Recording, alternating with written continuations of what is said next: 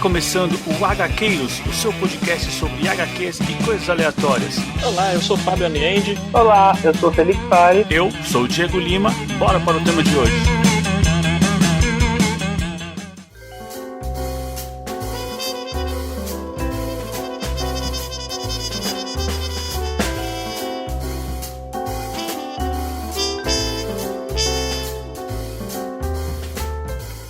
Avante, HQueiros! Eu sou Diego Lima e toda vez que eu abro uma revistinha da Júlia, eu ouço jazz.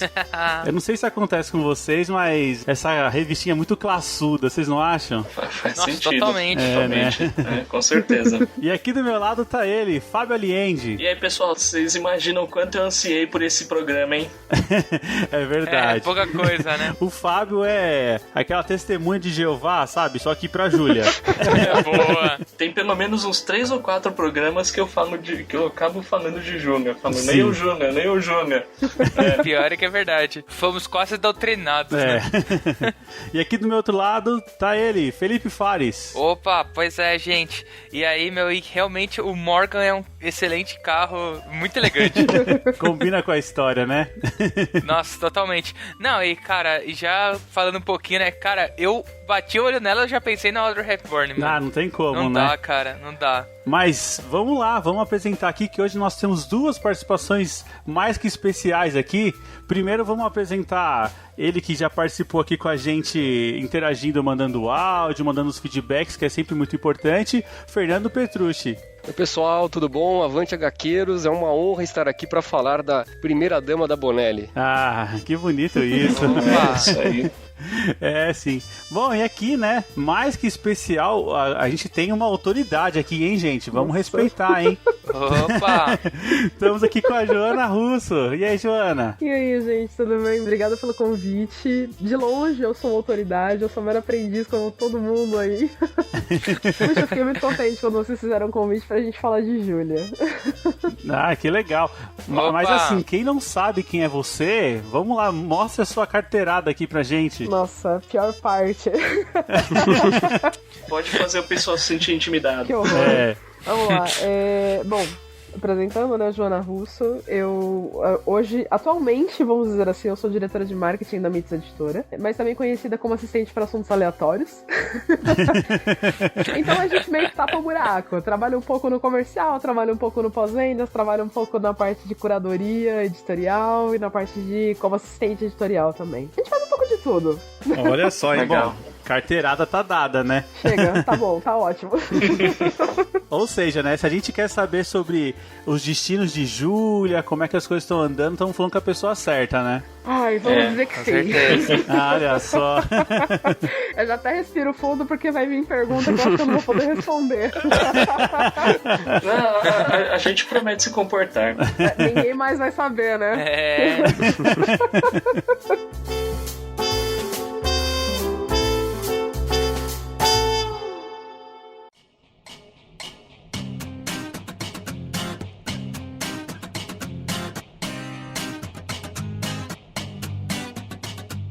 Bom, pessoal, olha só, recebemos duas mensagens de voz aqui. Vamos ouvir aqui pra ver quem que é? Vamos lá. Aí galera do HQueiro, só pra dizer que eu vi lá o último episódio de vocês sobre as chaves que abrem tudo, até o submundo. E eu já vi faz um tempinho e esqueci de mandar o áudio, agora que eu já mandei áudio de todos os episódios que eu já assisti, esqueci desse último agora. E eu vou ver o seriado, não conheço o livro, mas conheço o Joe Hill, gosto pra caramba do Joe Hill, né? Gosto pra caramba. Eu vi uma coisa dele que eu gostei, né? Além dele ser filho do King, eu acompanhei aquele do filme lá com o Daniel Radcliffe, que falaram que ficou uma adaptação uma bosta, mas eu acabei achando legal porque não li o livro, só sabia que ele tava envolvido ali. E, porra, massa pra caralho. Vou assistir a série pra ver e, tendo interesse na série também, logo eu vejo os quadrinhos. Falou, abraço e falou. É, isso aí, Jean. Também acho legal aí você dar uma lida nos HQs. Realmente, a bibliografia do Joe Hill tem os altos e baixos aí, né? Bom, a recomendação que eu tenho pra dar sobre Joe Hill é o único livro que eu li dele e eu acho muito bom, cara. Estrada da Noite. Que é o primeiro. Cara, é sensacional, cara. É sensacional mesmo, assim. Senti arrepios lendo esse livro, cara. A recomendação que eu tenho é ler os quadrinhos, né? Lock and Key. De fato. Muito superior, né? A série e você só tem só a agregar, porque tem muita coisa ali que vai entrar, assim, nas próximas temporadas. Bom, vamos aqui, temos mais um recado. Vamos ver aqui. Vamos lá. Fala pessoal, aqui é o Rafa do Camicast. Só um feedback meio atrasado sobre o filme do Parasita, que eu acabei de assistir o episódio. Algumas coisas que eu percebi que eu não vi ninguém comentando ainda em podcast. Uma delas é a visão assim de cima que aparece de vez em quando da câmera. Parece que é pra dar um ar de inferioridade pra família. Como na cena final do pai fugindo, lá depois que ele mata o pai rico. Eu tive essa impressão, assim, não sei se mais alguém acabou percebendo isso. Outra coisa também foi o uso dos smartphones, que como um recurso, assim, meio que uma arma. Achei engraçado que a senhorinha lá da casa usa pra filmar. Tipo, a primeira coisa que ela pensa é em sacar o celular pra filmar. Nunca tinha visto isso acontecer em outros filmes assim, como se usar a tecnologia assim mesmo, tecnologia cotidiana, como, sabe, a seu favor. Eu nunca tinha visto alguém fazer isso em outro filme. E sobre os nomes americanos que eles ganham quando vão estudar fora, que na verdade eles inventaram, né? Eu já ouvi falar que isso acontece mesmo na vida real. Quando um asiático vai para os Estados Unidos estudar, eles ganham um nome meio como se fosse um apelido para ficar mais fácil, algo do tipo. Só uma sugestão de tema.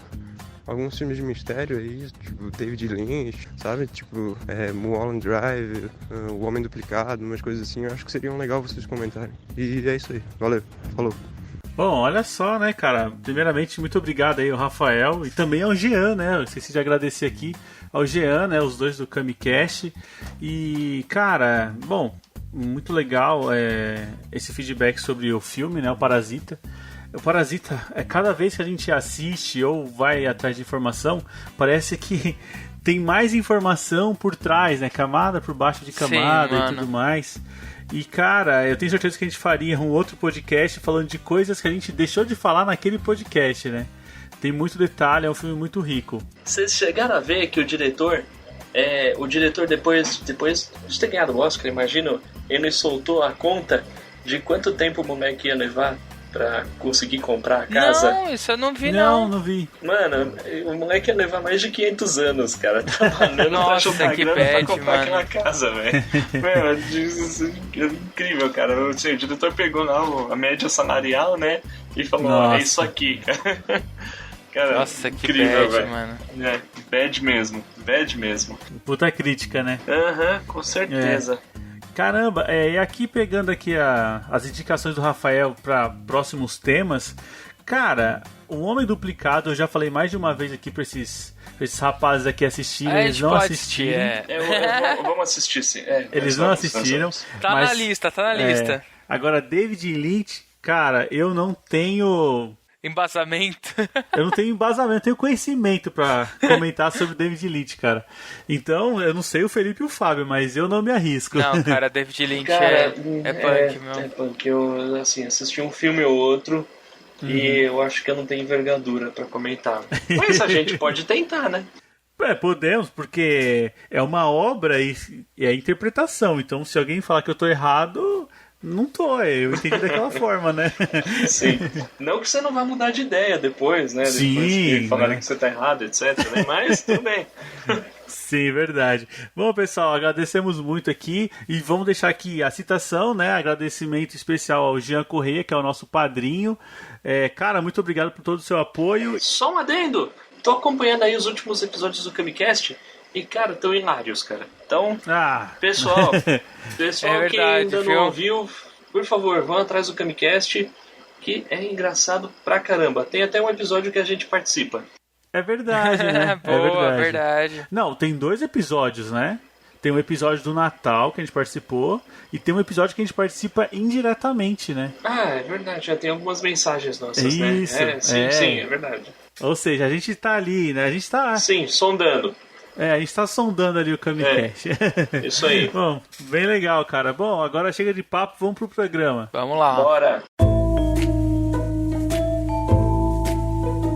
Mas e aí, eu vou deixar o Fábio apresentar o tema de hoje. O que a gente vai falar, Fábio? A gente vai falar de um tema que, como eu já disse, eu recomendei poucas vezes, né, nos nossos programas.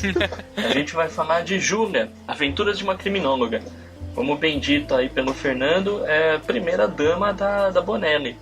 É uma sinopse rápida. A Júlia é uma professora de criminologia em uma universidade e que ocasionalmente uma vez por mês, né, que são as aventuras dela, ela acaba prestando serviços aí para a Procuradoria-Geral de Garden City, investigando os crimes mais brutais e outros nem tanto, velho.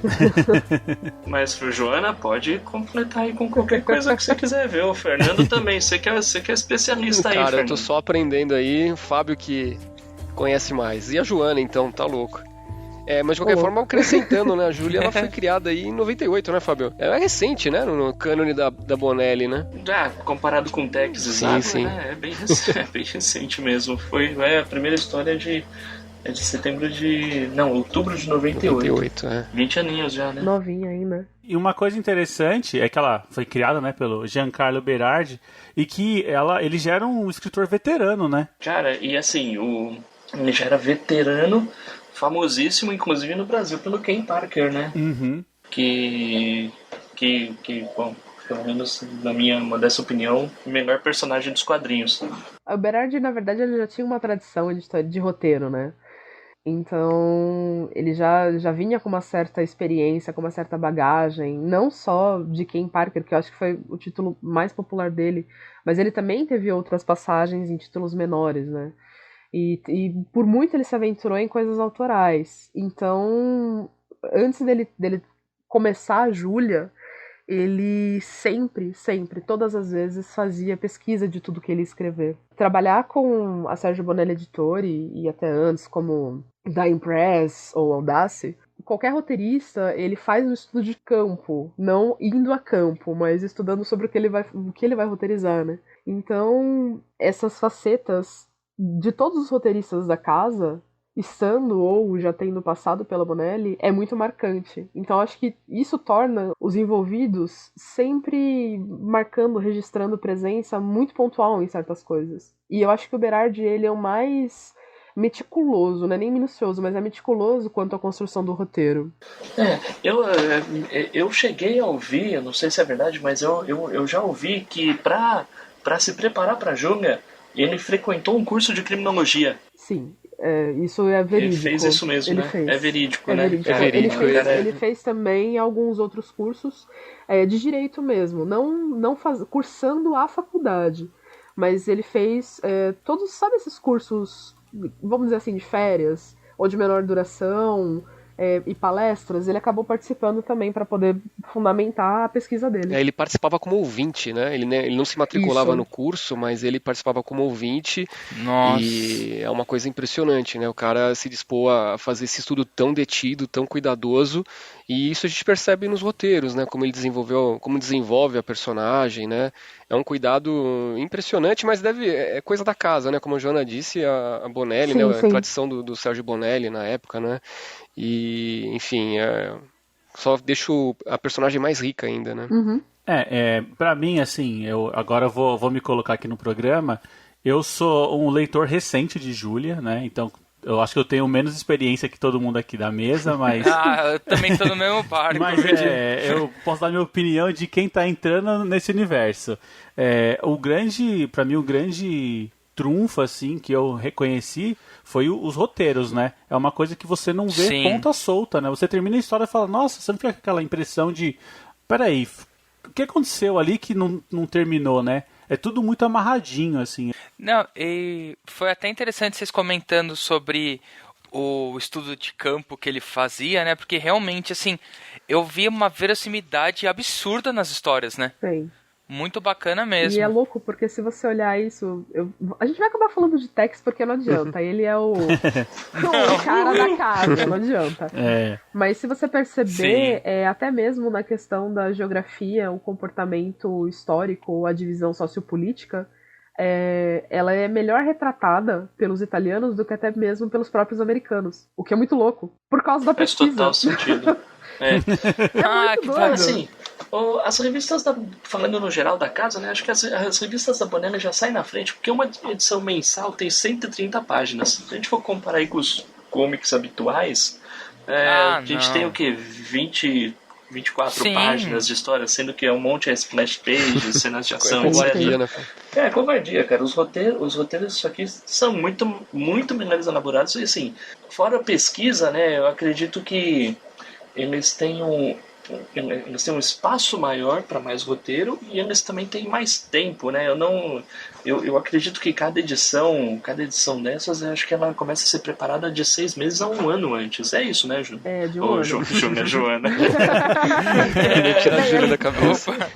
Olha, eu vi um Jota, eu sei que é comigo. Mas sim, eles têm uma preparação de 1 ano até 2, dependendo do que eles estão trabalhando. Isso é uma característica, na verdade, do mercado europeu como um todo, né? Não só da Itália. Se você olhar para o eixo franco-belga, é a mesma coisa. A produção editorial da Europa é muito diferente da dos Estados Unidos.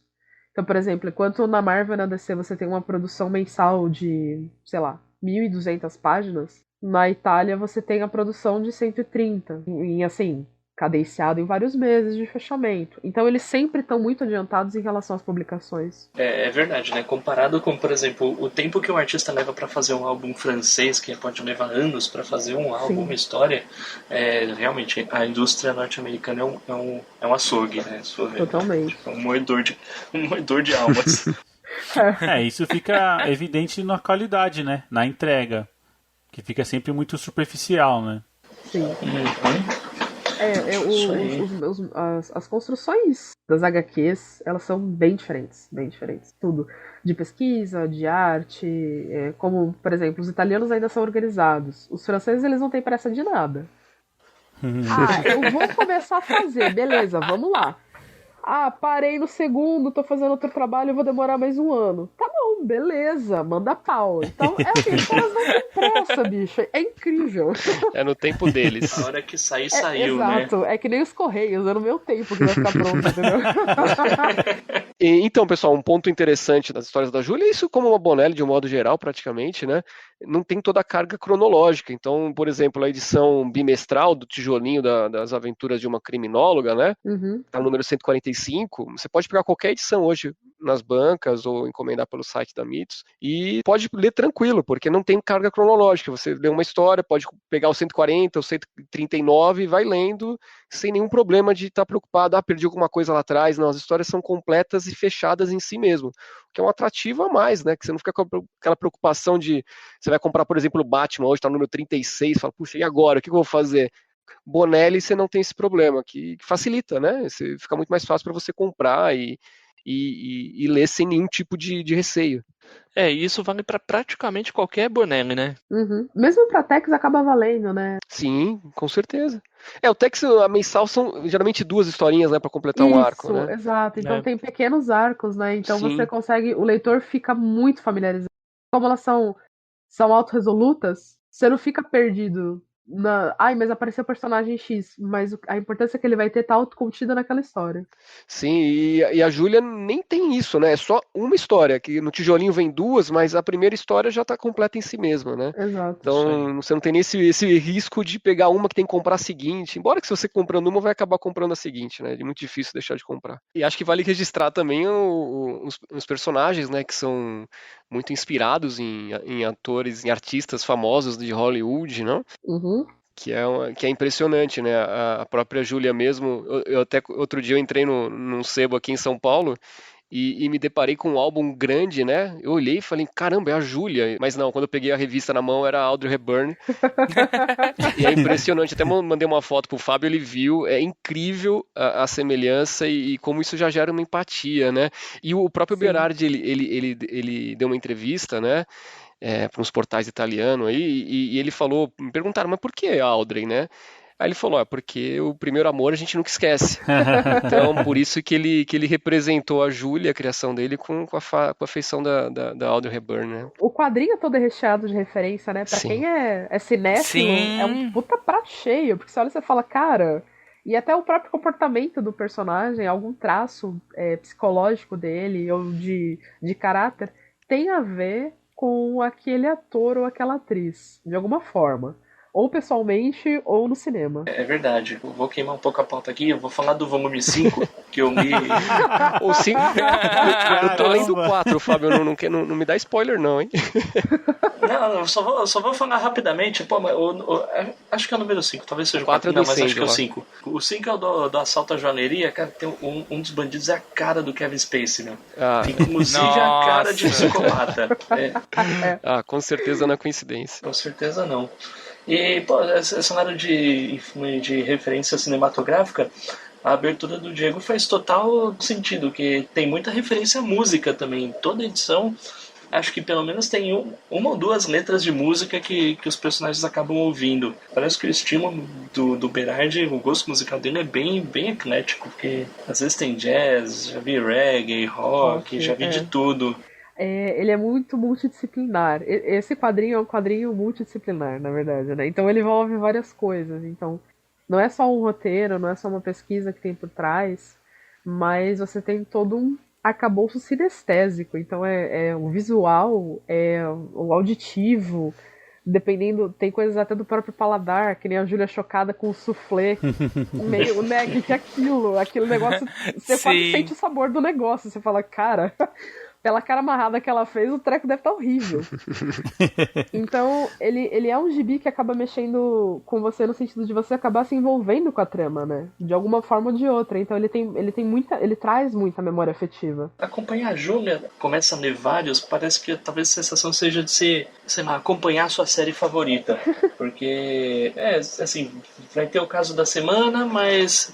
Você vê lá os personagens que você gosta, o relacionamento entre eles, e beleza, assim, às vezes tem até... Você pensa, pô, ela investiga uns crimes escatológicos, e pensa, pô, tá bom, então, será que todo episódio é tipo Seven, os 7 pecados capitais? Sim. Não, tem muita cena de comédia no meio, assim, entre eles, tem muita comédia, e isso acaba tornando tudo muito mais legal, você se apega ainda mais ao gibi e aos personagens. Não, eu só ia complementar, né, que aliás daria uma série muito fácil, né, os roteiros são bem trabalhados, para adaptar seria incrível, né, para essas séries tipo Netflix, da Amazon, né, teria um potencial impressionante. E eles escutam a gente, Fernando, pode deixar que a gente já vai passar a letra já para eles. Ai, por favor, Netflix, ouve Netflix, Amazon, olha, a gente tem super interesse, viu? Tá saindo agora um primeiro filme, né, baseado na obra da Bonelli, né? Isso, é Monolith. É Monolith, isso. Isso, Monolith que tá saindo agora pela Panini. Isso, eu vi, álbum gigante, inclusive. Quem sabe, né, a Bonelli começa a emplacar alguns filminhos aí e a coisa vai, né? Pessoalmente, eu acredito que teriam outros roteiros que eles podiam ter explorado. Mas vou esperar pra ver o resultado final em tela. O Monolith tá saindo sério? Ele vai sair um filme, na verdade. E pelo menos foi anunciado o filme, né? Eu não sei como é que ficou isso. Não, faz total sentido. Acho que muitas séries da Bonelli iriam pra TV, assim, muito fácil. Bom, mas, Fábio, você tava falando sobre quanto a gente se interessa pela vida da Júlia, né? E os casos e tudo mais. Mas eu não sei vocês, mas eu acho o cotidiano dela também muito interessante. Sabe, tem momentos que ela tá conversando com a irmã, momentos que ela tá conversando com a moça que trabalha lá na casa dela, e tudo é muito legal, assim, sabe? Ela dando aula, não só os crimes é o grande atrativo. Eu, pelo menos, me interessava muito sobre aquela história que corria por fora. Inclusive, a moça que trabalha com ela é a Whoopi Goldberg. Nossa! É muito evidente, né?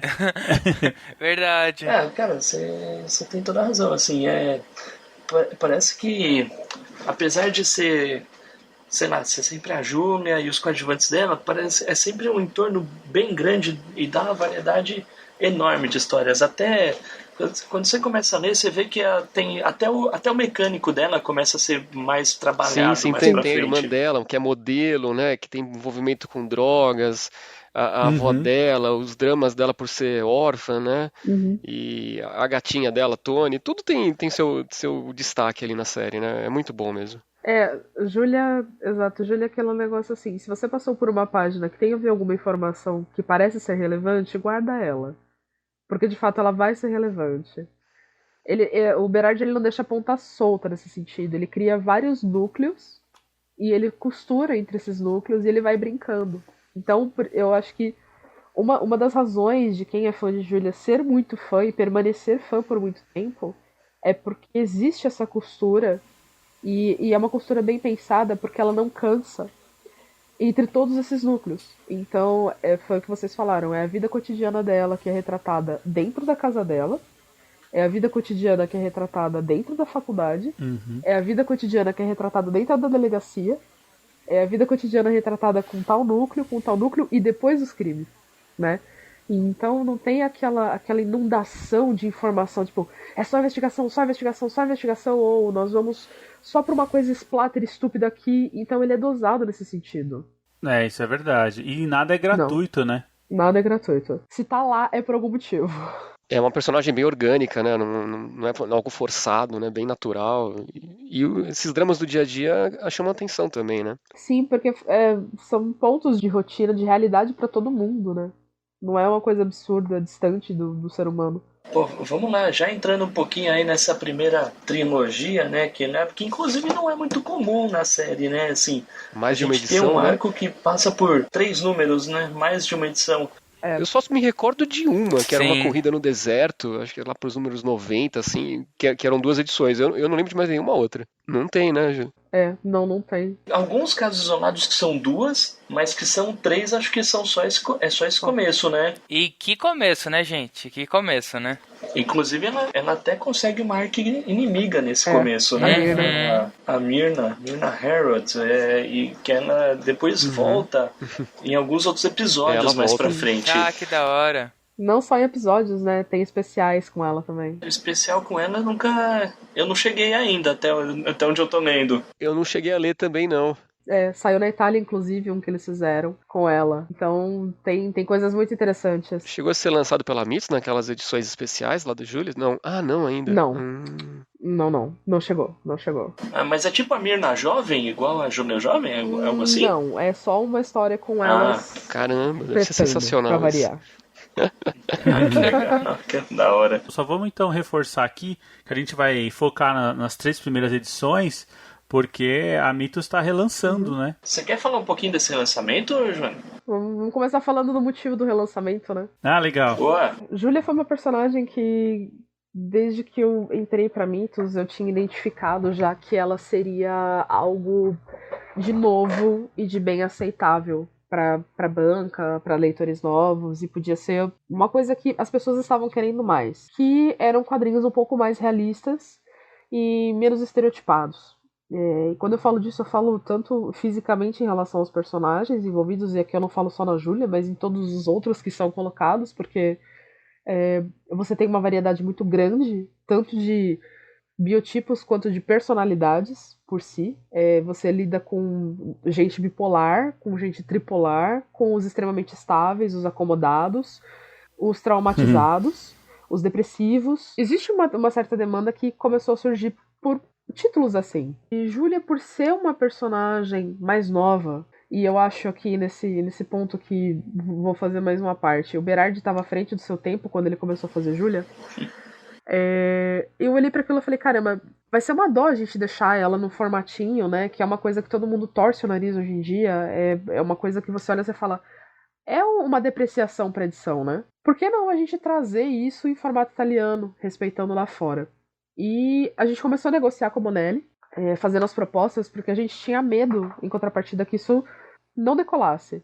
E depois de quase 1 ano e meio de negociação, eles finalmente toparam, porque a gente tinha mostrado que com Dylan Dog e com Martin Mister tinha dado certo, né? Embora eles sejam produtos que vão pra banca. E a gente falou, não, autoriza, a gente vai fazer uma campanha em cima disso, a gente quer trazer de novo e tudo bem. Finalmente eles liberaram. Foi quando veio essa republicação e a gente trouxe essas 5 primeiras edições pra cá. Quando veio a notícia, né, que ia sair Júlia, reedição em formato italiano, nossa, os fãs ficaram ensandecidos. Foi uma loucura. A gente teve que, sabe, foi reimpressão atrás de reimpressão. Porque aí quando vocês falam, nossa, reimpressão atrás de reimpressão, mas assim, não são números muito altos. Mas foram altos pra Júlia. Começou a dar certo, a gente falou, não, então vamos continuar. Aí agora a gente tá em pré-venda o volume 6, né? E mantém um padrão de venda bom, muito bom. Talvez não tão bom ainda pra mandar pra banca, porque é um produto um pouco mais alto.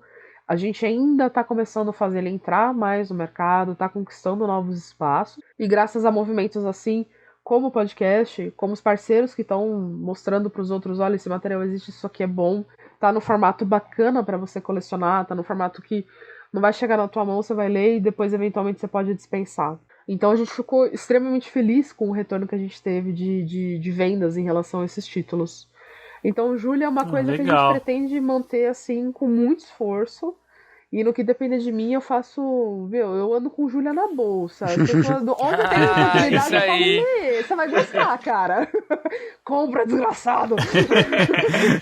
E, Joana, esse relançamento da Júlia acabou afetando um pouco para melhor as vendas do formato bimestral, o formatinho, ou isso não interferiu muito? Interferiu. Para mais, imagino. Sim, porque quando as pessoas descobriram ela com esse formato, o pessoal ficou louco, falou, então, mas só tem isso? Aí você fala, então, não é bem só muito isso. Bom. Aí o tijolinho ajuda, hein? Então, e o tijolinho ajudou muito. E como a gente também tinha mudado de gráfica, né? A gente mudou de parque gráfico, a edição ficou melhor. Então a galera começou a falar, tá, olha, eu acho que eu aceito acalmar o fogo de consumo disso daí, lendo tijolinho. Olha, e vocês não ousem cancelar o tijolinho, cara. Vocês vão ter pelo menos um fã muito bravo. Olha, na verdade a gente nem pensa em fazer isso, porque eu acho que a gente já tomou uma surra, que vocês vão aparecer na porta da editora com tochas e ancinhos. Só queria pontuar aqui que foi muito inteligente essa ideia de pré-venda, né, dos primeiros 5 volumes, né? Acho que foi isso.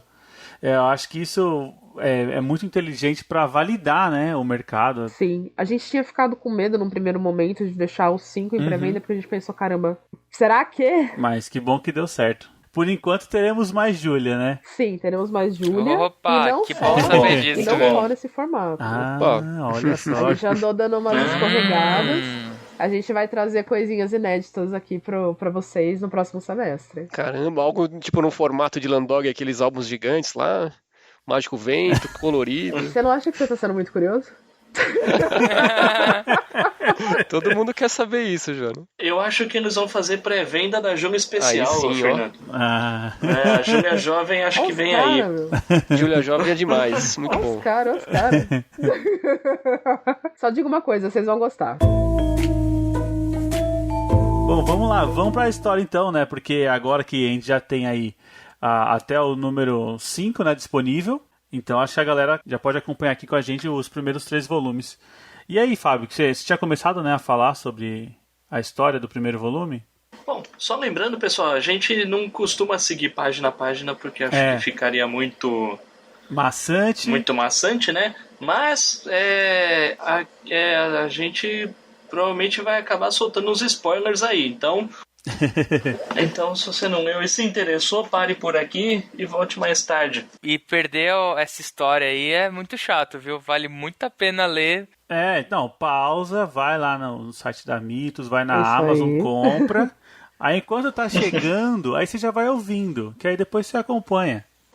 Isso aí. E um aviso, né? Algumas pessoas chegaram a falar, às vezes o leitor fica com aquela coisa. Mas eu vi gente falando que, né, a primeira história não é tão... Gente, Júlia só melhora. Vocês não estão entendendo. Se você... As pessoas olham o primeiro volume e falam, putz, mas será que... Cara, leia o segundo, leia o terceiro e continue, porque vocês não têm ideia da disparada que dá nas histórias. Só digo isso, tanto na arte quanto nas histórias. Continuem. Paguem pra ver, porque isso vai valer cada centavo. Vale mesmo. Eu não entendo quem consegue parar, né, terminando o terceiro volume. Difícil, viu? Eu não entendo. Eu mesmo tenho um formatinho aqui que eu já li e vou reler de novo, né? Boa. Então, tá naquela, né? Que a gente, inclusive, comprou na Feira da Mitos, né? Foi mesmo, fomos numa Feira da Mitos lá, né, Fábio? Foi isso mesmo. Acho até que foi na última que teve. Foi em novembro. Não, foi antes. Foi antes de novembro. Eu acho que foi agosto. Foi antes. Agosto ou setembro. Agosto, isso mesmo. Não, Isso mesmo. Aí o Fábio já tava no processo de conversão, né? Já tava me convertendo. Aí falou assim, agora eu vou te levar lá num lugar que não tem como, né? Aí me levou na feira e ele Tive que comprar uma pra conhecer, muito legal mesmo. Bom, e aí, Fábio, vamos lá, vamos pra história. Vamos lá, assim, a história começa com um assassinato bem grotesco, né? E aí já começa pra uma piada, né? Assim, a Joana falou de estereótipos, né? A gente começa justamente com o próprio estereótipo da Júlia, que é uma série de televisão com ela. E já é daquele jeito, né? A mulher gostosona, de baby doll, vai pro banheiro, é atacada aí. Só que aí ela já dá uns golpes de karatê no cara. Aí você pensa, pô, mas peraí, é isso? Essa aqui é a criminóloga? Não, e é sensacional, né? Você vê a Júlia na sequência, ela puta com isso, né? Não, ela com a interpretação da vida, que deram. ela olha tipo, peraí, como assim? É isso que eles vão fazer? E a Emily full putaça. É assim que me retratam, um objeto. Não, e aí essa piadinha vira recorrente, né, nessa trilogia inicial, né? Tem umas cenas assim que são impressionantes. E sempre cortando pra Júlia e ela indignada, né? E o primeiro volume, acho que o papel dele é apresentar a personagem e os coadjuvantes, né? Vamos dizer assim. Logo em seguida, ainda na casa dela, apresentar a Emily, que é a empregada, né? Totalmente inspirada na Whoopi Goldberg. Depois a gente já conhece o Morgan e o mecânico grego, né? E a gente já tem, assim, logo de cara, uma piada que vai ser recorrente em praticamente todas as edições, meu, que é assim, o Morgan, assim, o apaixonado por Morgan é o mecânico. Que ninguém mais gosta daquele negócio. E ele fala que a Júlia só precisa de tempo pra se acostumar e pra gostar do Morgan, né? É muito bom. E todo episódio, praticamente, esse carro dá problema. Ele deu pau, porque, enfim... Exatamente, enfim, foi porque sim. E aí, na delegacia, a gente tem outros dois coadjuvantes importantes, recorrentes em todo episódio, que é o Tenente Alan Webb e o Sargento Irving. O Sargento Irving, eu imagino que ele seja baseado naquele ator... O John Goodman? John Goodman, isso mesmo. Agora, o Alan Webb deve ser em alguém, mas eu não sei. Dizem que é o John Malkovich. Parece bastante. Verdade, parece. Não, e esse cara, ele tá na história pra atazanar a Júlia, né? Sim. Nossa, é uma relação de amor e ódio. Não, eu não sei. Eu acho que o ódio é por parte dela e o amor deve ser por parte dele, né? Olha, mas isso... Bom, mas é muito legal também as discussões, né? Ela é mais progressista, ele conservador, e é muito bom, né? Muito. Então sempre em pontos opostos aí. E funciona, né? Sim, funciona bem. Demais. E assim, sempre que os dois estão discutindo, mostra o Irving com aquela cara de novo, meu. E o mais engraçado é que ele se diverte com aquilo. Tem vários takes que você pega que você percebe nitidamente que ele está se divertindo com o arranca-rabo dos outros. Tipo, ok, vocês podem brigar o quanto vocês quiserem, vamos ver quem vai ganhar hoje. Mas, apesar de tudo, eu acho que, apesar da discussão, o Webb é o mais próximo que a Júlia tem, ou pelo menos até onde eu li, de um par romântico, assim, mais fixo, talvez. Ou quase, né? Porque eles nunca chegam às vias de fato. Mas, nitidamente, há um interesse, assim, dos dois. Sim. Você acha? Assim, tem aquele... Fica aquele... Aquela tensão. Assim, acho, acompanhando só essas três histórias, acho que você acaba não vendo. Mas mais pra frente, com certeza, existe aquela tensão. Isso é um detalhe, eu não sei, né? Porque esse volume 1 aí, quando eu comecei a ler... Eu tive a impressão de que a Júlia já existia há muito tempo. E que tem várias histórias que a gente não sabe, porque no volume 1 parece que já tem um passado que o Berardi, eu acho que ele fez de propósito, sabe? Assim, você conhece uma pessoa, mas você não sabe todo o passado dela. Então é assim, você entra na vida da Júlia com o trem andando, sabe? Parece que tem muita coisa que aconteceu que ele não contou ainda. E tem mesmo, Diego, tem algumas histórias, né, mais pra frente na série que ele trata da Júlia jovem, né, como a gente chama. Legal. São histórias que se passam antes desse primeiro volume, explica muita coisa também, são muito divertidas. A Mito chegou a lançar, acho que umas 6 edições, Foram né, Joana? 5, se eu não me engano. Desse material, né, que eram só da Júlia jovem, mas atualmente também, de vez em quando, vem uma historinha dessa no meio dessa bimestral no tijolinho. Isso, que era o Júlia Especial que a gente lançou em PB. Isso, Júlia Especial, isso. Ah, caramba, que legal. Bacana. Eu achei inteligente, sabe? Não ser esse volume 1, não sei, sabe, aquela história de origem, ela virando professora, como ela teve contato com a polícia e como ela começou a trabalhar. Não, ela já trabalha, ela já é a inteligente, sabe? Eu acho isso bem legal. Sim, sim. Assim, mas tem um ponto que o Diego levantou que eu tenho dúvida. Porque assim, né, nessa primeira história, ou talvez no volume 2, É comentado que a Júlia passou por um trauma, assim, Sim. que dá a entender que é recente. E que o agente de TV dela ajudou ela a superar. Só que mais pra frente eu não lembro de ter lido nenhuma história que explorou esse acontecimento. Teve isso, Joana? Ou simplesmente o Berardi deixou pra lá e ainda vai surpreender a gente? Você sabe? Não, ele ainda usa isso como mote pra dar algumas explicações mais adiante. Assim, eu não me recordo dele explicar totalmente o que aconteceu. Porque isso não vai acontecer só nesse caso, mas algumas outras passagens, mesmo nessa série da Júlia Jovem, ele não explica tudo. Porque, assim, tecnicamente, Júlia é pra ser... É alguma coisa que vai ter fim um dia, entendeu? Como foi com o Mágico Vento, por exemplo. Caramba, será? Sim. Tem toda essa prospecção, Nossa. entendeu? De ser algo que um dia acabe. 20 anos Então depois, a gente não sabe meu Deus. como vai ficar. Se isso vai virar filler, se não vai, se vai existir uma coisa adicional, se vai existir uma extensão, se ele vai continuar. Porque, assim, até pelo próprio mundo da personagem, é algo que, com o passar do tempo, tende a se extinguir. Então a gente não sabe se, eventualmente, o Berardi de fato vai parar uma hora com isso, vai falar, não, chega, acabou aqui, e nós vamos fechar.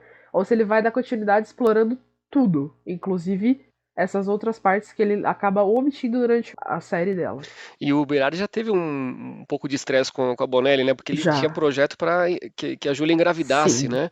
E as edições, as 9 edições, os 9 meses, ia ser explorando esse momento dela, né? De gravidez. E a Bonelli não permitiu isso, que era uma mudança muito drástica, né? Para personagem, e eles bloquearam. Exato. A Bonelli é bastante contra em relação a, vamos dizer assim, o celibato dos personagens. Parece absurdo, mas isso acontece com quase todas as publicações, praticamente. A gente vê isso muito forte com o Tex, Existe né? um celibato e uma linearidade muito, muito delicada em relação a isso nos personagens. Tanto é que falaram, não, então nós não vamos engravidá-la. Vamos fazer com que ela adote.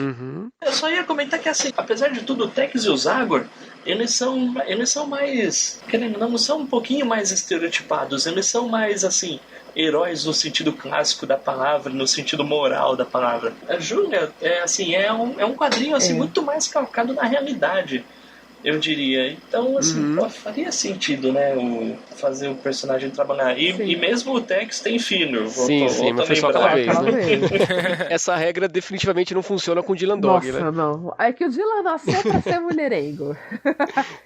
O Dylan não tem o monstro da semana, é sim a parceira dele da semana. E ele também pega qualquer coisa. Morto-vivo, fantasma. Apareceu na frente dele, deu sopa, já era. E Júlia, então, e ela tem essa conservação, mas é porque ela foi criada meio dentro desse celibato, então nós não vamos tirá-la dessa constante editorial de publicação, por assim dizer. O Dylan, ele já foi criado desse jeito, vamos dizer assim. Então a Bonelli, ela é resistente nessas mudanças, entendeu, de comportamento. Apesar de que ocasionalmente mostra ela tendo um casinho aqui e outro ali, né? Vai acontecer um casinho no volume 8 já, né? É verdade. Já tem um choque de realidade que quando você olha, você fala, opa, é picante assim o negócio? Porque pro que tá seguindo, você não ia presumir que isso fosse acontecer, né? E de repente no volume 8 já tem uma primeira inserção que você fala, não, olha, existe, ela é humana, ela tem desejos. Cara, a ocasião faz o ladrão. Aconteceu. Ela é mais aceitável nesse sentido, mas também não escancara. E a pré-venda do volume 8 abre quando, Joana? Só pra... Cara, a gente ainda não fechou nem o 6, calma. Mas sim, eu tô louca eu tô fazendo 7 agora. Então vai demorar mais um pouquinho. Mas sai mais alguns volumes esse ano. A gente chega no volume 10 esse ano. Ah, legal. E são 6 edições da Júlia Especial. Eu vim olhar que eu nunca lembrava. Eu faço confusão com o Tex dos Aventureiros. Por algum motivo, que é 5 mais 1, é 6. Júlia é 6. Mas assim, retomando, eu comentei que o Webb seria o único interesse romântico regular na revista, né? Porque assim, a gente tem um outro personagem que poderia fazer esse papel também, mas assim, no decorrer do tempo você vai ver que nenhum dos dois está muito interessado, né? Que é o melhor amigo dela, o detetive particular, né? O Baxter. Isso. É assim, às vezes, assim, você olha assim, a princípio você pensa, bom, talvez esse seja um concorrente do Webb. Mas nesse caso não existe tensão nenhuma, é simplesmente amizade, né? E uma característica legal desse cara é que ele é uma mistura de Braddock com Rambo, com Van Damme, com todo mundo, né? Porque tem um episódio em que a Júlia desmaia e ele simplesmente vai lá e explode um galpão e mata e destrói todo mundo, acho que no chute, eu não sei. Ele é muito canastrão, ele é muito bom também. Tem num dos volumes também desses que a gente já relançou, tem o que ele simplesmente vai lá pregar a mão no cara. Ah, foi você que fez? Ah, peraí. Sabe, você até ouve ele estralar os dedos assim e fala, então, nós vamos acertar a conta agora. Então você percebe que é uma coisa fraternal, mais do que, né, de tensão sexual, é mais fraterno do que sexual. Tem um detalhe que eu queria levantar aqui com vocês, na verdade é só um detalhe mesmo, mas eu acho genial a ideia, assim, tem os diálogos e tudo mais, mas também tem a parte que ela escreve no diário. Sim. Que aquilo eu acho tão rico, cara. Aquilo me ganhou, assim. A primeira vez que eu comecei a ler, eu falei, caramba, que ideia, né? Assim, você entra na cabeça dela de fato, sem ser aquele negócio meio narrador, né? É como se ela estivesse escrevendo de fato, assim. E o mais bacana é a justificativa, né? Para a existência desse diário, que é a terapia, entendeu? Então, você já começa a se assimilar com aquilo de, porra, ela sofreu alguma coisa, ela está fazendo uma terapia e eu estou compartilhando coisas para poder aliviar o que ela está sentindo. Então existe toda uma construção sincrética desse tipo de pensamento. Então por isso que é um pouco mais cabeça o título. Sim, e a gente compartilha com ela não só o diário, mas também os pesadelos dela, Sim. né? E isso é muito marcante na série.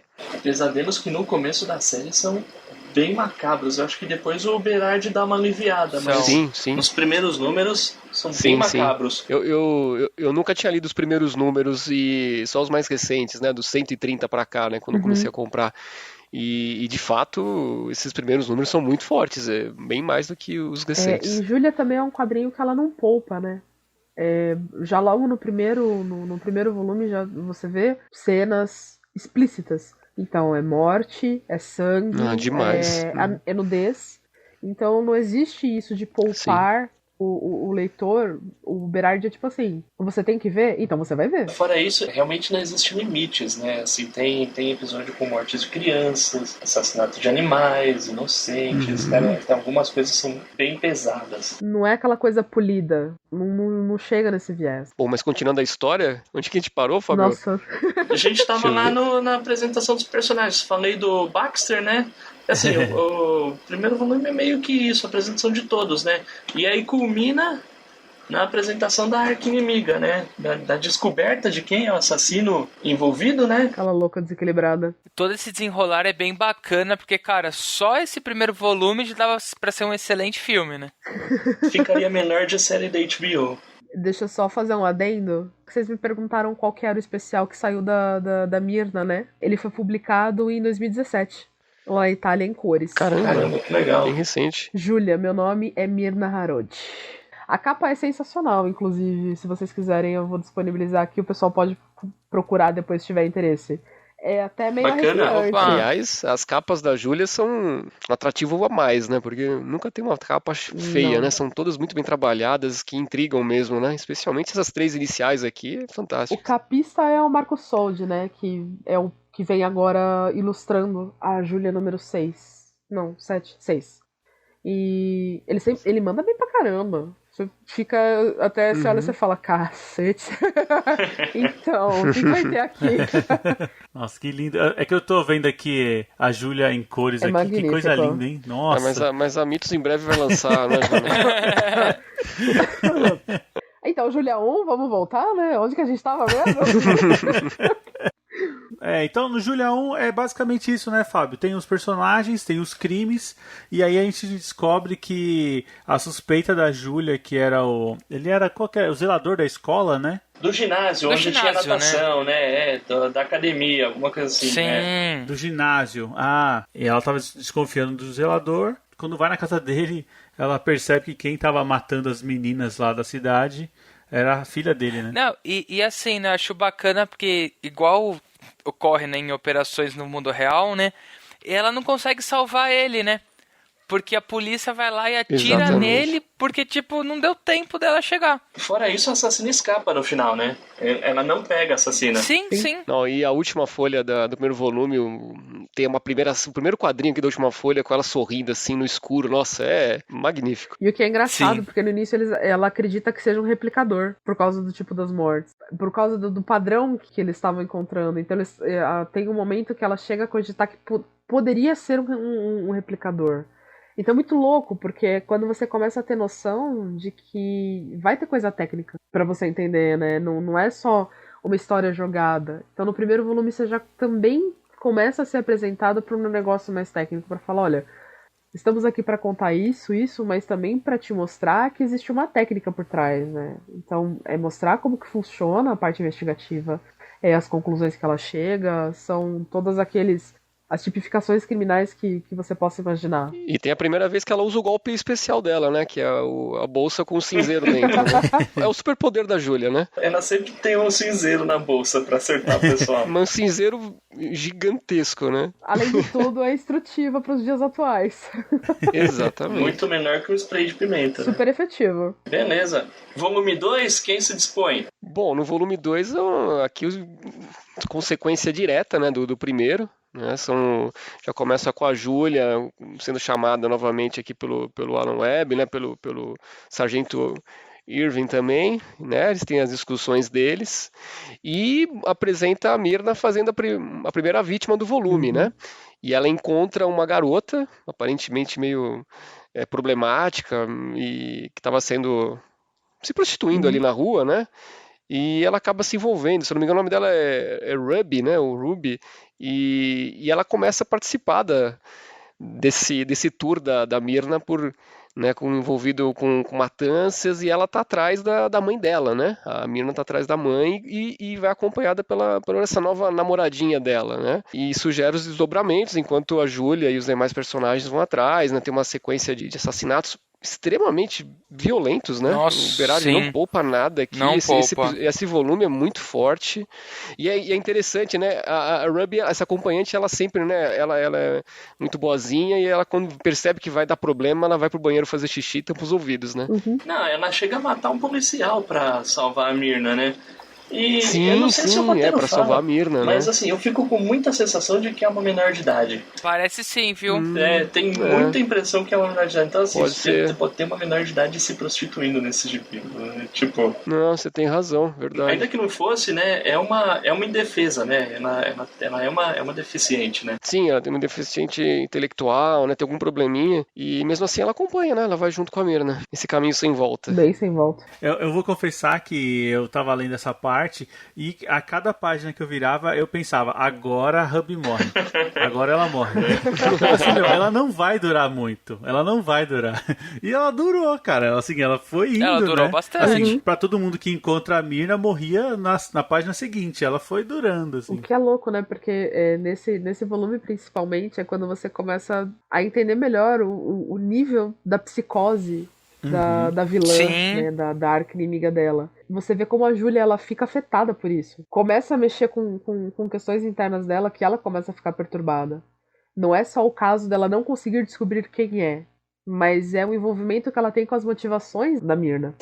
Acho que esse também é um tema recorrente da série, né? Em várias edições, a Júlia discutindo lá com o delegado ou dando aula, ela fala que, assim, mais do que descobrir quem ela quer entender o porquê, né?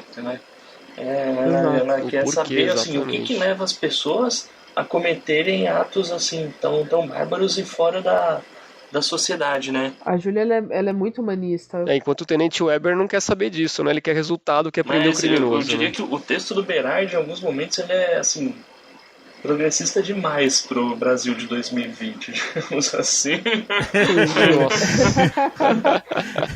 Com certeza, viu? Não tenha dúvida, infelizmente. Um lance que eu acho interessante na Júlia é que a inteligência da investigação dela não é aquele esquema muito Sherlock Holmes, né? Ela tá mais para traçar perfil das pessoas, né? O perfil psicológico. Sim. E é meio que aí que ela joga, né? Que eu acho que é aí que é a inteligência do personagem, assim. Aí que vem o estudo do Berardi, talvez, né? Fala, aqui eu vou eu vou dar carteirada de que eu sei o que eu tô fazendo e tal. Não, e é interessante, né, Diego? Você comenta sobre isso, e você já tinha falado também, né? Como ele fecha as pontas, né? Cara, você não. Em nenhum momento você tem aquele sentimento de Deus Ex Machina, né? Em nenhum momento você tem aquele sentimento que, tipo, do nada ela tá em tal lugar e ela chega antes do assassinato. Cara, ela chega sempre atrasada, né? Exatamente. Muitas vezes atrasada, só que, tipo assim, ela tem uma linha de raciocínio que, cara, absurda. É verdade. Talvez a linha de raciocínio que é isso que mantenha ela à frente, né? Da polícia, Sim. Talvez, né? Sim, porque por ela ser humanista também, e ter toda essa característica mais delicada, mais feminina, mais suscetível ao ambiente externo em que ela está inserida, e muitas vezes ela mantém uma frieza que eu olho e falo, caramba, a gente passa por isso, às vezes, no dia a dia. De você, por exemplo, numa das passagens que ela tá dentro de um pub, que ela foi lidar com os chefões, num dos volumes, conversar com a galera, escorreu suor em mim. Eu falei, cara, quantas vezes você não passa por um negócio que você fala, cara, eu vou ter que manter a frieza aqui, o negócio. Quando você sai, você fala, bicho, o que foi que acabou de acontecer? Então, você vê que ela tem que manter aquele autocontrole, que muitas vezes a gente também é submetido a isso, seja homem ou mulher, que você fala, eu vou me agarrar no que aqui? É verdade. Respira e vai, entendeu? Vambora, vamos ver o que vai dar isso aqui. E você vê que muitas vezes as situações saem do controle e você olha e você fala, então, o que eu faço agora? Eu vou recorrer a quê? Vou utilizar o quê? Vou contar com alguém? Vou ter que contar comigo mesmo? Então, esse lado dela de realidade dentro do quadrinho, de mostrar o que acontece no dia a dia do ser humano comum, também favorece que a história se desenrole desse jeito mais delicado, porque é um quadrinho forte, é um quadrinho bruto, mas ao mesmo tempo ele é muito delicado nesse sentido. Dessa exposição de ação do personagem e dos relacionamentos interpessoais que ela tem com todos os outros. E a gente acaba refletindo sobre a profundidade, né, da obra, né? Coisas que a gente não pega numa primeira leitura. Sim, toda vez que eu começo a ler, eu falo, cara, eu descobri novos detalhes em cima daquela leitura. Por isso que dá pra você ler e reler esse quadrinho sem problema. É muito doido. Tô passando por isso que, assim, antes de vocês anunciarem o relançamento, eu tinha conseguido completar a coleção dos tijolinhos, né? Então... Pô, também faltam 20, Fábio. Tá difícil achar, viu? Não, assim, eu já tinha os primeiros que eu tinha comprado na banca na época do lançamento. Acho que eu devia ter até o 10 ou 12, alguma coisa assim. Aí eu consegui o resto. E eu já tinha pegado pra reler no ano passado, né? Então, assim, essas histórias estavam mais ou menos frescas, mais na minha cabeça, né? Mas aí eu peguei pra ler de novo e eu descobri coisas novas. Então, assim, realmente é uma complexidade de roteiro que... Assim, a Alan Moore ficaria com inveja, meus amigos. A verdade é essa. Eu gosto mais do Berard do que do Alan Moore. Ah, eu também. Ótimo, não vou ser surrada. Pelo menos por um eu não vou ser surrada. Não, tranquilo. A Alan Moore tem muito a aprender aqui. Ó a treta sendo plantada. Pelo menos a certeza é que o Berard, ele gosta do que faz, né? O Alan Moore já abriu mão, já. Não, o Berard gosta. Certeza. Já abriu mão, então deixa ele pra lá. Cara, uma das coisas que eu acho muito curiosas é que Júlia tem uma sensibilidade que, assim, é conhecida como uma sensibilidade feminina e tudo mais, só que ela é escrita por um homem, né? Isso não causa uma estranheza quando você escuta falar, assim? É diferente, mas ao mesmo tempo você percebe a capacidade de quem tá fazendo. Exato. Porque ele teve a delicadeza como profissional de olhar e falar, cara, se eu for trabalhar como uma mulher de protagonista, eu não vou usar estereótipo, ok? Eu não vou usar aquele tipo que ou você tem que ser extremamente inteligente ou isso vai te degradar e você tem que ser extremamente forte em todas as características. Não. A Júlia é mionzinha. Então, ele soube explorar nesse sentido a essência feminina para poder retratar. Então, isso é um mérito do profissional, que é muito louco e é difícil você ver. Às vezes, até a própria mulher fazendo personagens com uma construção psicológica, principalmente, como a Júlia. Então é uma maestria que eu acho incomparável. É algo até que foge, inclusive, não sei, talvez, acho que, não sei nem se com pesquisa não chegaria nesse nível, né? Assim, talvez uma empatia assim, extremamente Acredito absurda. Que seja, viu? Acho que isso é a explicação que tem, que é assim, Bom, voltando aqui ao volume 2, né, a história vai se desenrolando aqui com toda essa tensão, né, e até que chega um jornalista lá na casa onde tá a Myrna, e a gente é deparado com uma terrível surpresa aqui que a Ruby não aguentou, né? Não. Mesmo sendo a namoradinha da Myrna, ela acaba, né, morrendo aqui, ela mata a Ruby e mata o jornalista e vai matar a mãe também. E a hora que você for ver, a Ruby é a única nessa edição que morre sem um estardalhaço, né? Nem mostra, né? Só aparece ela morta, não mostra ela sendo assassinada. É bem sutil, né? Mostra as duas na cama e a cama pequenininha, deitada, né? A hora que sim. a Myrna mata ela. Sim, sim. Curioso, né? Até a Myrna tem um coração, né? Sim. Os brutos também amam. Eles também amam. Sim. Basicamente, esse volume 2 é aquele clássico de gato e rato, né? Sim. A gente tem a investigação mais a fundo, a gente tem a Myrna full power aqui, né? Porque ela sai fazendo um rastro de sangue por tudo quanto é lado, que a gente já esperava que no volume 3 a gente teria a conclusão, né? Mais uma vez ela foge no volume 2, né? Mas pelo menos a Júlia consegue salvar a mãe da Myrna, que era o alvo, Sim. a primeira que ela salva. É a primeira que ela salva aí. Cara, aí no volume 3, o volume Abre já tem uma surpresa, né? Porque o volume 1 e o 2, o narrador era a Júlia, né? E no volume 3 a narradora é a Myrna. E assim, é uma virada, é uma sacada do Bernard sensacional. Porque assim, a gente entra na cabeça dela, a gente vê a psicopata, sociopata doente total que é na Não, e dá um pulo, né? Um pulo de algumas semanas, não é? Se não me engano. Ah, tem um tempo sim, né? Porque ela tá Isso. diferente, né? Tá trabalhando no Eles no comentam, mercadinho, lembro né? se são algumas semanas ou alguns meses. Que fala que é na época de Natal, né? Deve ter passado alguns meses, sim, porque ela tá bem diferente, tá com o cabelo comprido, né? Sim. Tá trabalhando, uma outra identidade. Passou um e tempo, assim, sim. você vê que ela ainda tá se divertindo com a vida que ela leva e, tipo, ela não tá mais aquele frenesi louco de assassinar todo mundo. Mas mesmo assim, ela tá se divertindo com as pessoas como se elas não fossem nada, né? Sim, sim, ela chega a arrumar até uma outra namoradinha, né? Que vive com um cara e vai mostrando a cabeça dela mesmo, né? É verdade, eu não tinha reparado, Fábio, quando eu fiz a primeira leitura, de fato, né? Você tem a narrativa dela aqui, nos pensamentos da Myrna, né?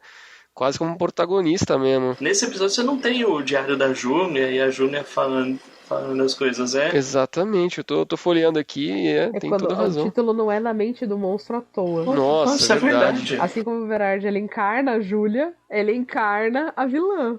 Caramba, o título do volume é Na Mente do Monstro. Caramba, genial. E isso é um tema recorrente, né? Assim, só vou pular pro final, depois a gente volta, tá? Mas. Não, tranquilo. Dessa vez a Myrna é presa, né? Mas ela acaba escapando e vira o Coringa da Júlia, é isso. Ela vira o Coringa da Júlia. E sempre que ela aparece, pelo menos as edições que eu li, onde ela apareceu, né? Ela é a narradora das histórias que ela aparece.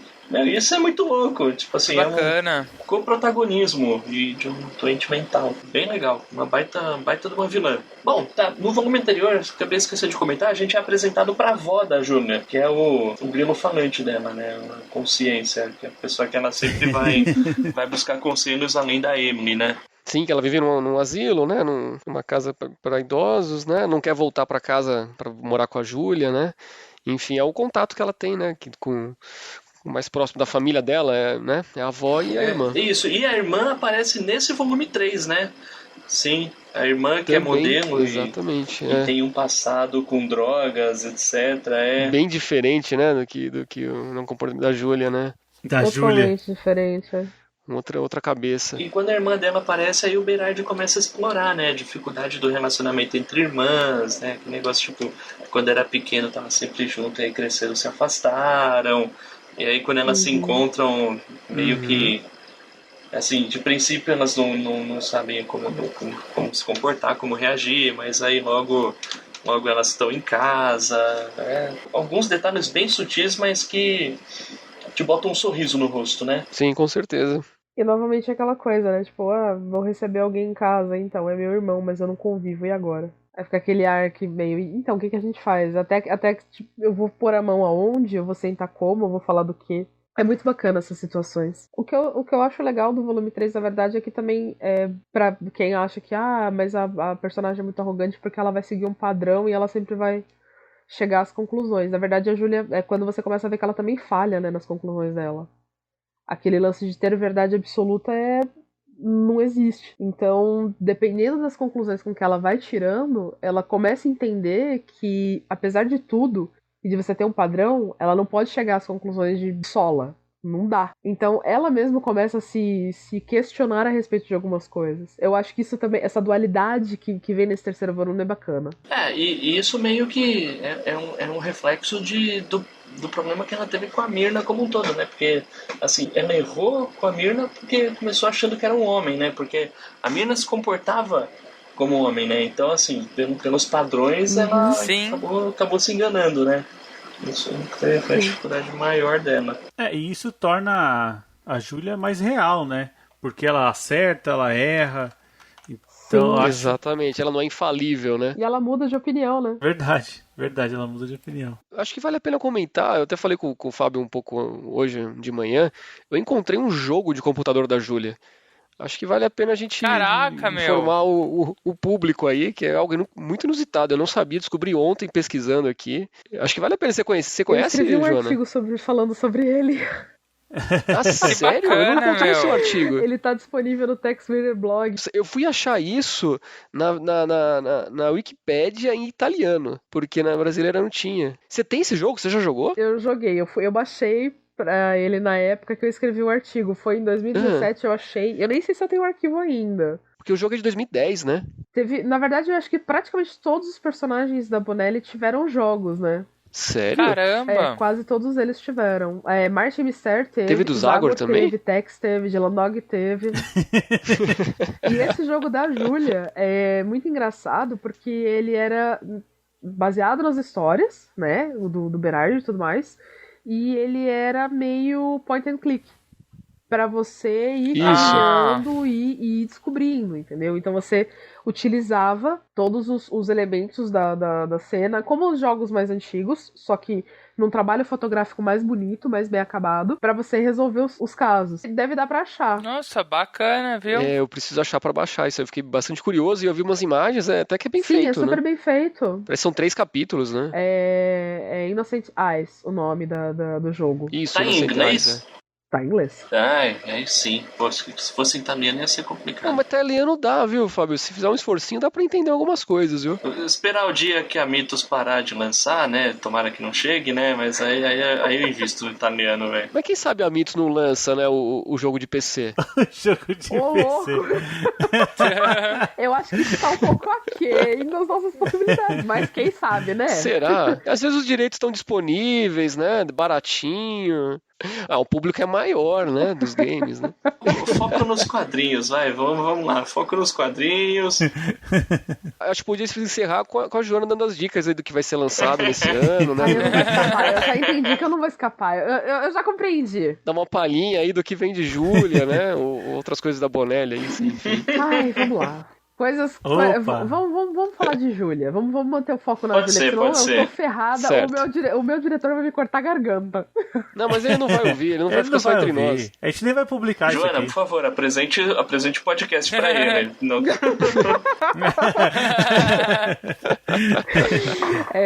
Bom, a gente vai dar continuidade nessa Júlia que tá saindo.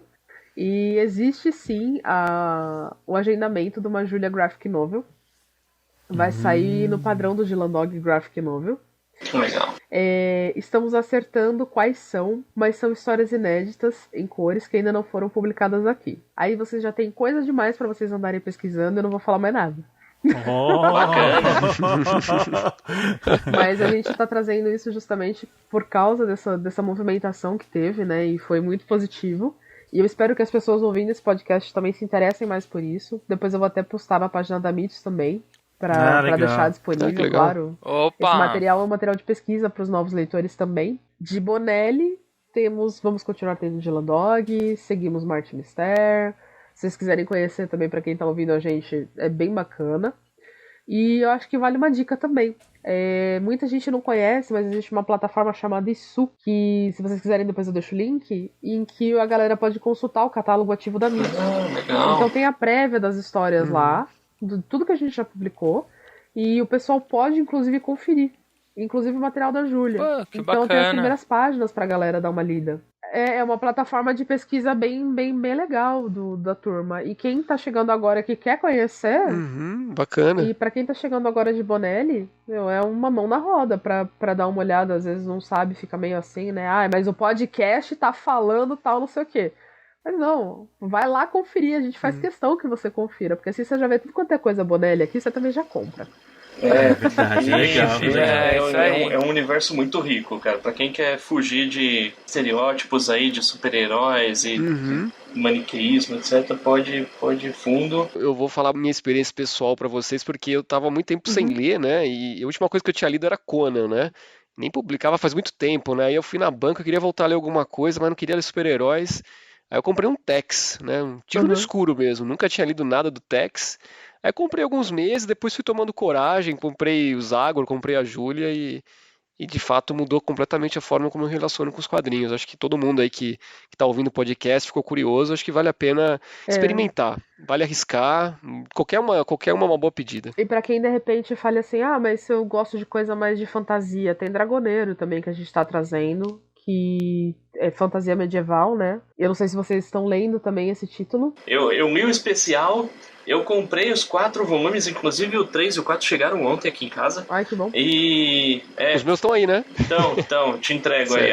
Eu ainda não li a série, mas o especial é bem bacana e assim que sobrar um espacinho aí na pila, eu pego os 4 aí pra ler. Eu também li o especial, legal, bem divertido, não li os novos ainda, preciso ler. O especial ele é um catadão, né? Do que espera pelo leitor no mundo do Dragoneiro. Quando você entra na série, você começa a entender melhor como os núcleos funcionam, como os personagens se relacionam, e eles apresentam sem pressa, né? Muita gente chegou a falar, eu achei que o volume 0, que é a edição especial, tinha sido mais apressada.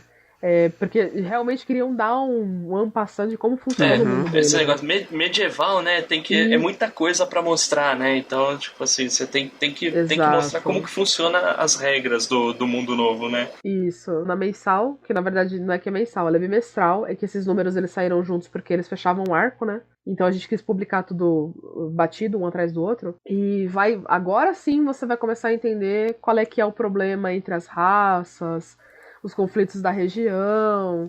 Então agora que começa a ficar mais sério. E Joana, alguma chance aí do retorno do Nick Ryder? Sem pensar. Não, infelizmente não. A galera não gosta muito de Pulp. Mas nossa, que histórias legais que foram essas 4 aí, que a Mitsu começou por último. Muito legal mesmo. Muito divertido. O Nathan Never também, né? Mas esse já tá com a grafite agora. Já.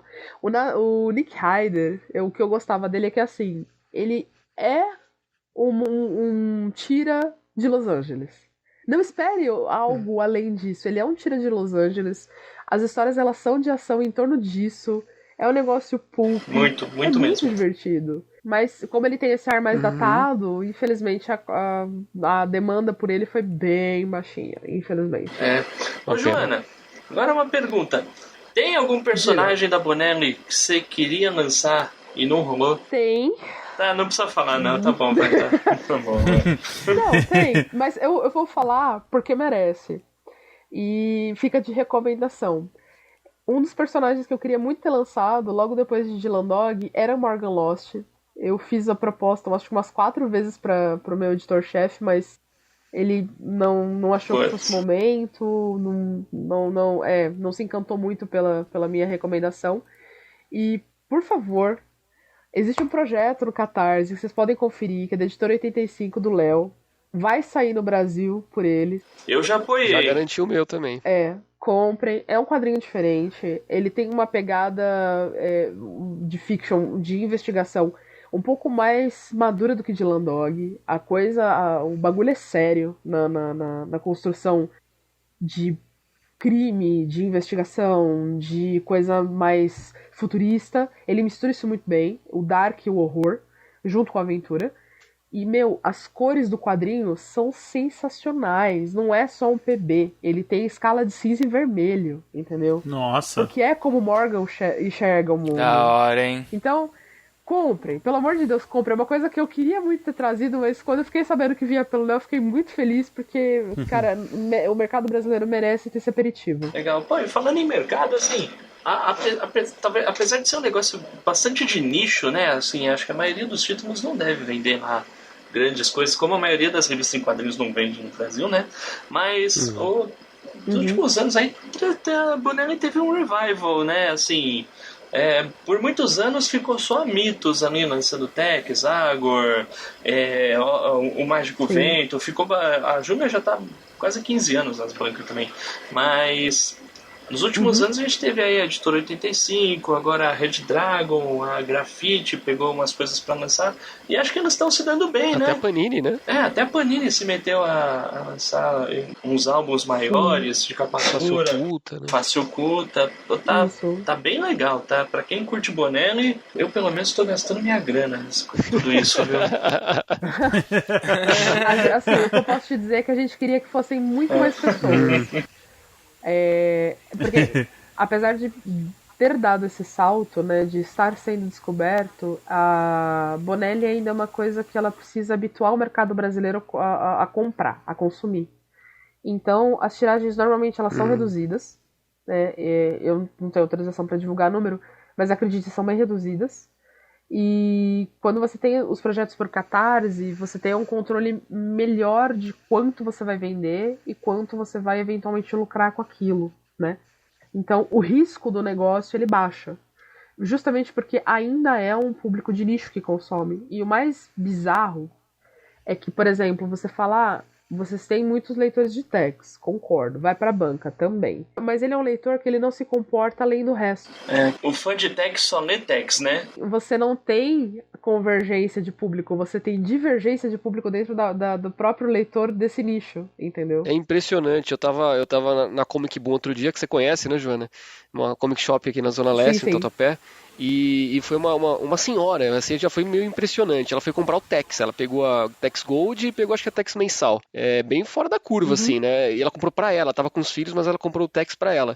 E eu tava com o Zagor na mão, né? Eu falei pra ela, a senhora já leu o Zagor? E ela falou que não. Eu expliquei o que era o Zagor, né? Porque, poxa, pra quem leu Tex, o Zagor é muito próximo. E eu falei pra ela, e assim, ela ignorou completamente, não manifestou nenhum tipo de interesse. Eu fiquei muito triste. Sumariamente. Eu fiquei muito decepcionado, porque ela não se interessou com nada, ela só quer Tex, acabou, ponto final. Exato. Então, a gente entende que o Tex ele tem um público mais cativo, porque, pô, ele tá desde 71 nas bancas e, né, ininterrupto. Mas é um público que o comportamento de consumo dele não pode ser aproveitado por outros títulos. É uma parcela muito pequena que você consegue aproveitar para consumir. Eu não tô falando só mitos, né? Tô falando das outras editoras também que estão se aventurando a lançar Bonelli. Então você, na verdade, tá tendo que criar um mercado de consumo, você tá tendo que criar a demanda.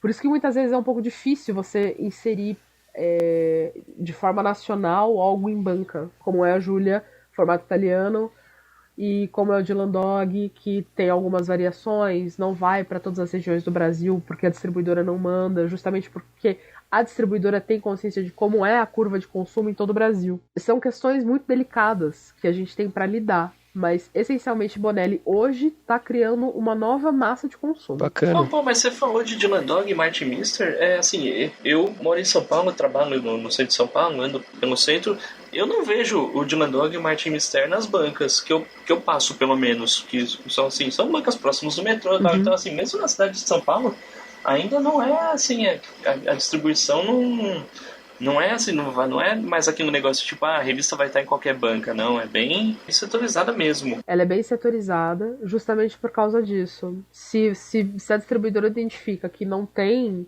demanda ou direta ou por coligação, que a por coligação seriam por títulos correlatos, né? Ela simplesmente não manda.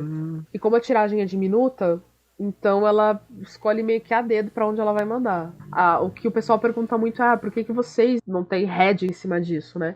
Porque, na verdade, a distribuidora, ela adquire e ela distribui. Então, no fundo, o produto sai da nossa tutela e passa para a distribuidora.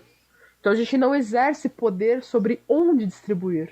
Isso assim com qualquer editora que vá para a banca. E assim como depois o produto não é devolvido para vocês também. A gente faz a recompra. Caramba!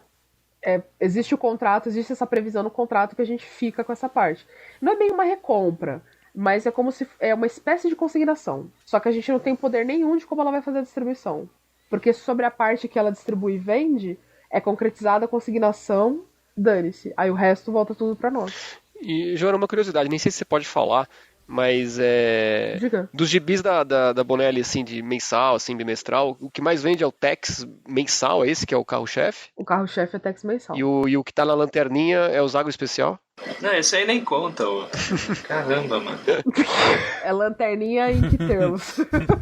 Não, o que menos vende, sei lá. Hoje tudo que a gente menos vende é Zagor. Poxa vida, a gente tem que mudar isso, hein, Joana? Vamos fazer acontecer. Eu vi que teve aquela campanha, né, no ano passado. Isso. A gente fez uma pré-venda especial. Deu a impressão que deu uma melhoradinha, né? Não sei, mas... A gente quer muito que aconteça com o Zagor o que aconteceu com Júlia há uns anos atrás, né? Que Júlia, por conta também de não renovação de público, tinha ficado muito sensível à permanência dela no mercado. E por conta dos leitores, e eu admiro muito esse movimento, a coisa não desandou. Então a gente tá tentando fazer esse mesmo movimento com o Zagor. Que já teve 3 revistas mensais, né? O próximo disso, né? Exato.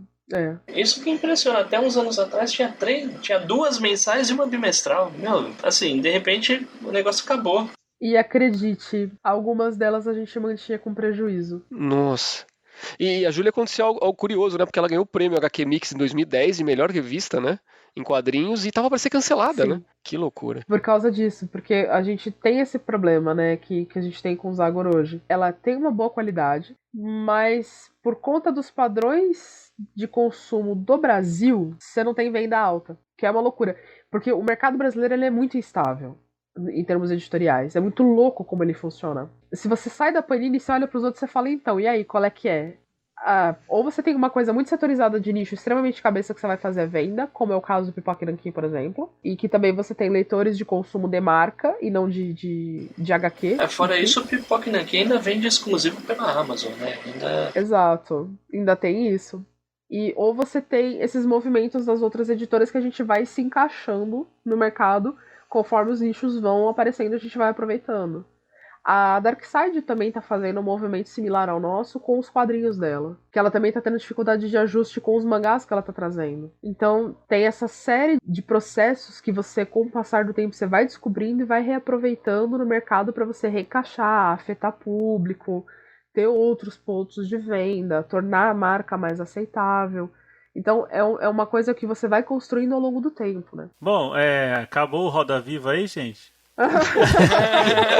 Opa, né? Vocês estão sabatinando a Joana, coitada, cara. Ô Diego, isso aí poderia virar até um extra aí do podcast, né? Eu ainda falei pra ela que a gente ia pegar neve, cara. Tô vendo. Tô suando frio aqui. Não, mas não, tudo bem. No episódio de Zagor a gente continua, Fernando. Era pra me deixar mais calma? Bom, pessoal, então acho que é isso aí. Eu espero que vocês tenham gostado, né, de ter participado aqui, ter conversado um pouco, né, sobre a Júlia, sobre esses primeiros 3 volumes. Tenho certeza que ela vai reaparecer aqui num dos nossos programas futuramente. E queria deixar um espaço aqui para vocês, aqui, Fernando, né? Se quiser deixar algum recado aí, ou como a gente acha nas redes sociais. Poxa, pessoal, agradeço muito aí o convite para participar no podcast. Já tá um bom tempo já acompanhando vocês, né? Obrigado. Contribuindo na medida do possível, né? Contem comigo aí para sempre que for necessário, estou à disposição, especialmente para tratar de Bonelli e especialmente para tratar de Zagor. Legal. Foi muito legal, gente, agradeço bastante. Se você não tivesse falado, a gente nem ia ter percebido sobre Zagor. E, pô, foi uma experiência fantástica, espero aí que o programa continue de vento em polpa aí. E é isso aí, galera, muito obrigado. Valeu. Bom, valeu aí. Vamos abrir um espaço aqui para Joana agora, né? Bom, Joana, o espaço é seu aí. Ai, gente, eu agradeço imensamente o convite. Eu fiquei muito feliz quando o Fábio entrou em contato comigo fazendo o convite, porque eu sinto falta de outros locais falando de Júlia e Bonelli tendo mais espaço também. A gente faz um esforço, muitas vezes, que as pessoas não veem, mas hercúleo para tentar fazer certas coisas. E dá um orgulho pessoal, assim, e profissional muito grande quando a gente ouve vocês falando, olha, isso tá sensacional, ou então, olha, isso tem um problema tal, mas puta, continua, tá valendo a pena isso. Eu espero, do fundo do meu coração, que outras pessoas ouçam, conheçam e consumam de forma indiscriminada a Bonelli, porque não faz mal à saúde. E não se esqueçam daquele movimento. Compre mais um quadrinho, dê de presente, apresente para uma pessoa que não conhece, seja herói, seja diferentão, seja nacional, seja italiano, não importa.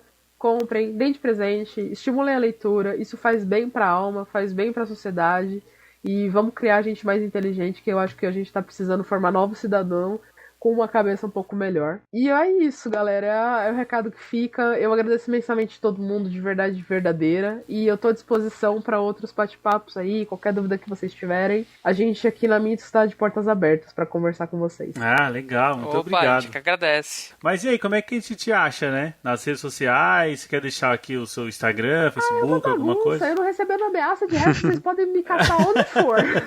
Você ainda mantém um canal, né, Joana? Sim, eu mantenho um canal no YouTube. Então, eu reativei ele há pouco tempo, porque o pessoal começou a falar, mas e o resto, né? Você não vai falar das outras abobrinhas e tudo mais? Eu falei, vamos lá, vamos bater um papo. É completamente informal o negócio. Vocês me acham como Joana Rosa Russo mesmo no YouTube. Meu Instagram é Joana R. Russo, pra quem quiser seguir. E no Facebook vocês me localizam também como Joana Rosa Russo ou a famosa Moça da Mitos. A galera chega e me fala, Moça da Mitos, né? Eu falei, exatamente. Vou, inclusive, colocar no meu nome, Joana Moça da Mitos Russo. Ô, Joane, você costuma ficar lá na loja também? Lá na loja da Mitos ou não? Na loja da Mitos eu vou começar a ficar agora às quintas-feiras. Então agora a partir de março, que a gente já virou um mês, eu tô meio perdida no rolê, não se preocupem. Eu vou estar lá toda quinta-feira. A lojinha ficou legal lá na Paulista, viu? Vocês gostaram? Eu fui lá, foi bem bacana, ficou um espaço maior, né? Ficou... Bom, também menor era impossível, né? Deus, aquele lá na Augusta era uma prateleirazinha, mas ficou bem bacana, assim, ficou legal. Muito material lá exposto, né? E a gente vai ter evento lá também. Então vai ter lançamento lá, o espaço é bacana. Olha só, que legal. O Garage Sale agora vai virar um Gallery Sale também. A gente vai começar a realizar lá. Mais fácil pra vocês, pô. Tem data já? Porra, meu. Olha os caras. Tem data já. Os caras apertam aí até na despedida. O que eu posso dizer é que eu não sei se tem leitores de Hellboy aqui, mas se tiverem, já fica o convite. Legal. Dia 22 de março, teremos o nosso Hellboy Day. Olha só! Exato, vai ser um domingão. A partir das 3 da tarde, a gente vai receber vocês. E só posso dizer que vai ter muita coisa. E eu já ia me empolgar e eu já ia falar o que ia ter. Poxa, no Hellboy Day do ano passado foi bem legal, hein? Foi bacana, foi uma bagunça sem tamanho. Mesmo. A gente tava lá, foi bem cheio, foi bem bacana lá na Comic Boom, né? No outro Hellboy Day, teve uma hora que eu e o Fernando chegamos e perguntamos de Zagor. Eu tenho certeza que depois eles falaram, pô, nem aqueles dois lá que vieram perguntar de Zagor. O Júlio deve ter ficado puto também, né? Que vontade de tirar o sapato e tacar na cabeça de vocês. Meu Deus do céu! De onde vocês saíram? Bom, vamos lá então. Queria deixar os últimos recados aqui. Vamos lá, participe do nosso podcast. Mande sua mensagem para contato@gaqueiros.com.br ou envie um áudio de até 1 minuto para o nosso WhatsApp, que é o 11 96244 9417. Siga a gente nas redes sociais, no Facebook e Instagram, no @podcasthqueiros. E não deixe também, né, de ser o nosso apoiador lá no PicPay ou no Catarse. A gente tem um programa de financiamento coletivo onde a gente oferece diversas recompensas. E qualquer recompensa já te dá a opção de ter acesso a um episódio secreto dos HQueiros. Ou seja, tem um episódio regular terça-feira e lá para quinta e sexta-feira sai um episódio secreto só para os nossos padrinhos. Se você quiser saber como participar, é só entrar no PicPay ou no Catarse e recompensas a partir de R$1. Bom, pessoal, espero que vocês tenham curtido o bate-papo de hoje e conto com vocês na próxima. Com certeza. Com certeza. Beleza, valeu. Falou. Falou.